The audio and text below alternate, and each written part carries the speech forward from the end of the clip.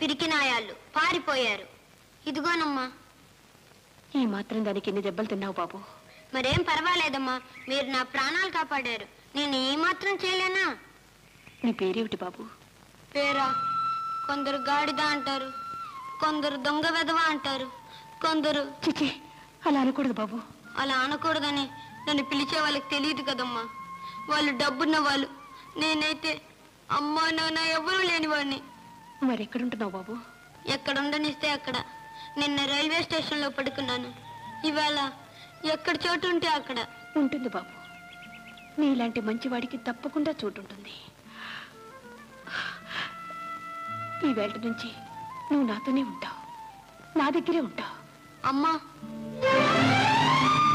అలాగే, నన్ను అలాగే పిలువు బాబు, నన్ను అలాగే పిలవరా. అమ్మా.